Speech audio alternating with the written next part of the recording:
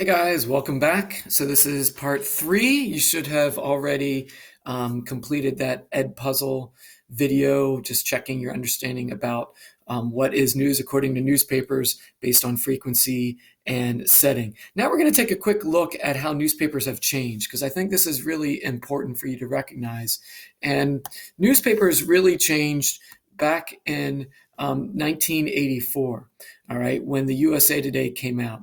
Newspapers before that time were really focused on government reports, societal issues, lots of hard news, a fire that happened last night, an airplane crash, an accident on the highway, that this bill was passed. And newspapers are still focused on that. But now things have shifted to more soft news, more entertainment. We'll talk about hard news and soft news.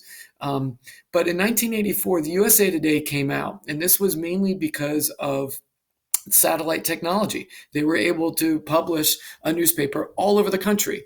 A lot of times it was just delivered to your mailbox in the afternoon. But one of the keys was it went from longer articles to shorter articles with much more graphics, many more graphics, and lots of color. So this is what the very first USA Today looked like. As you can see here, there's a lot of short little news briefs here where it says Newsline. They have this graphic. They have color, which was brand new. The very last page was the weather across the country, and that was everyone's favorite page. I didn't get the USA Today every day, but I remember seeing it at school, and I was always amazed at how vibrant it was. And the articles are all very short. They all fit on one page. So we're going to watch a quick little video about the beginning of USA Today. And I want you to think about some differences, how things have changed, how they were. So he decides to play. Here we go.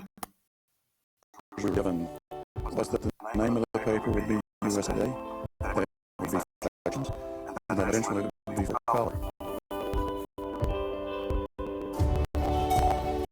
There was a lot of naysayers. We never really knew coming in each day whether there'd be a ping slip on our desk saying, sorry, this didn't work out. Our first edition, there was a plane crash, and the headline said, "Many survived."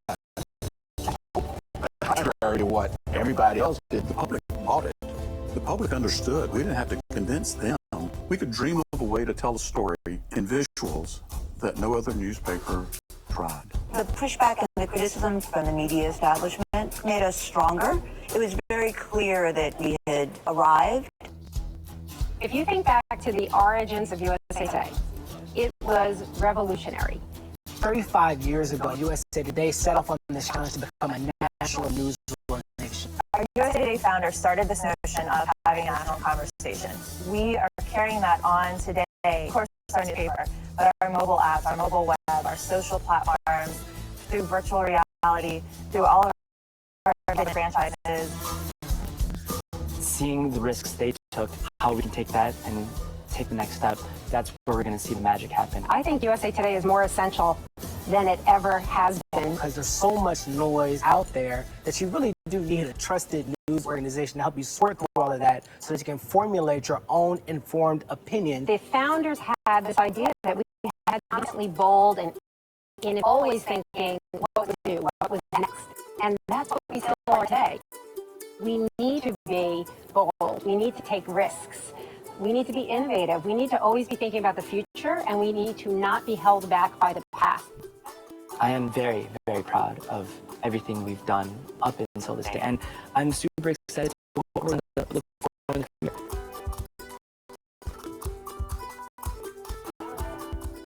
So as you can see, the USA Today really changed a lot of newspapers because they were more bold in being colorful. They had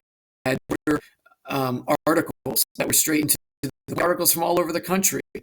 Okay, they had a different tone, as they said there about the miracle of 327 people surviving, 55 died, not 55 people in a plane crash. Didn't focus on that. They changed it a little bit. They told them to not waste words. Okay, and that was very important. A lot of people didn't like this type of news of journalism. They wanted things to be All right, here's another front page of USA Today. You can see again the graphics that they use. They wanted to use the visual element to its fullest capability because of using color. That was huge, and they use lots of different charts to show different data to make things more hip. A lot of their adversaries called it a paper because it was kind of like McDonald's. It was fast and quick, and they made a lot of money. Those only get to hotels and for the traveler.